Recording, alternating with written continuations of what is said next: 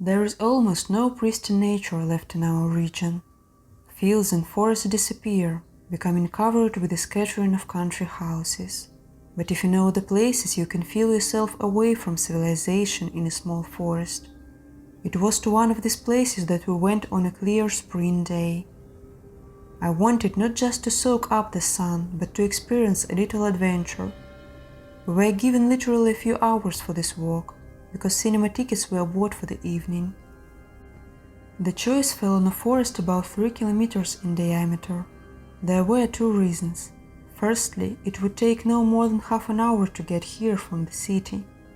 Secondly, many years ago, when even the city itself wasn't yet there, pit mining was carried out in our area. And after them, there was a small lake right in the center of this forest. It, together with a couple of other similar reservoirs, we called forest lakes. After studying the maps, we found the place where the dirt road comes closest to the lake. It was a little more than a kilometer to walk from there, around 10 minutes.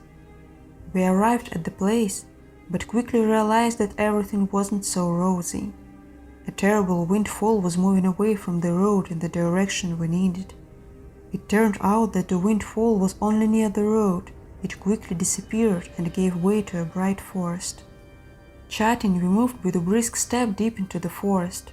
It was already 1.5 kilometers, but there was no hint of the lake.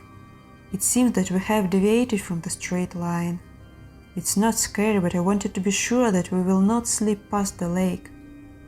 We tried to determine the location by phone, but we couldn't connect to the satellites, and the mobile connection disappeared even by the road. For a second I felt a little uneasy. In fact, we were already walking along a narrow path, to the left and right of which a swamp began. We could no longer choose where to go. There were only two options, forward or backward. And indeed, after about 20 minutes of walking, we finally reached our goal.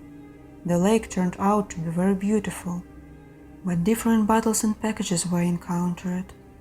It seemed that dozens of people came here every day. There was something strange about all this.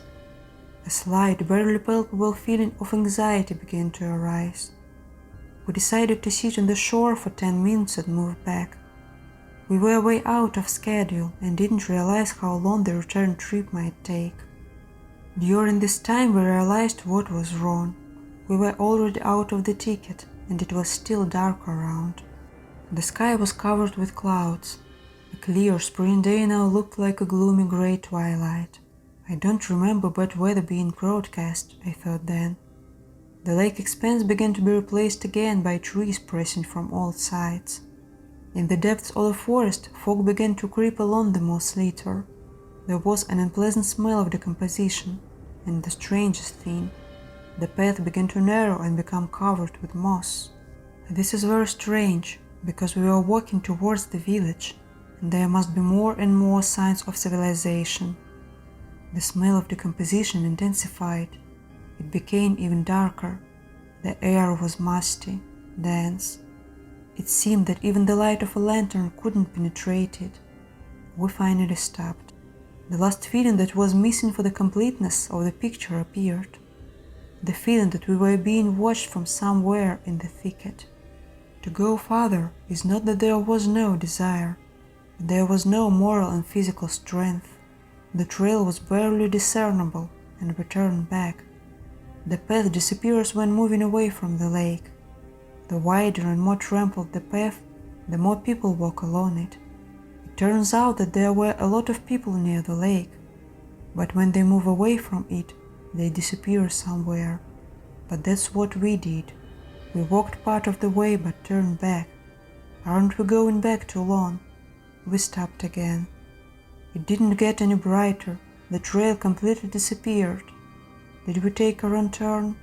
It was becoming more and more difficult to think rationally. It seemed to us again that someone was looking at us, that we were running away from the terrible ice. Another hour or so passed.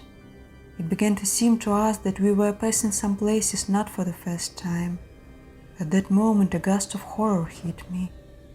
We won't be able to get out of the forest until it's completely dark. and we were completely exhausted.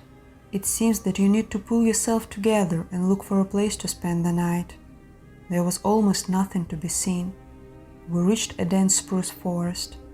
My plan was to break more branches, lay the ground and cover myself with it. It was getting really cold, and it was even colder from hunger. Taking hold of a firm branch, I stopped. I really didn't want to make loud noises, and the crunch of wood, as you know, can be heard very far away. After a few minutes I began to hear strange sounds in the depths of the swamps. It seems that it was also a crunch, but the crunch of footsteps. It seemed to me that he appears when I start making noise, and disappears with me. It looked as if someone was walking through the forest, trying to move in time with my sounds in order to remain unnoticed. These thoughts put me on the verge of a panic attack. The darkness was pitch black. I insisted that the bed should be placed deeper in the forest. I wanted to make our overnight stay as secretive as possible. We lay down right under the Christmas tree. The hanging branches almost touched us. When I woke up in the middle of the night, I didn't recognize the place where we were. Instead of darkness, there was bright moonlight. It almost didn't penetrate under our Christmas tree. I chose the right place. I wanted to get up and go at the call of nature, but at the same moment I heard the footsteps, and this time they were unmistakable.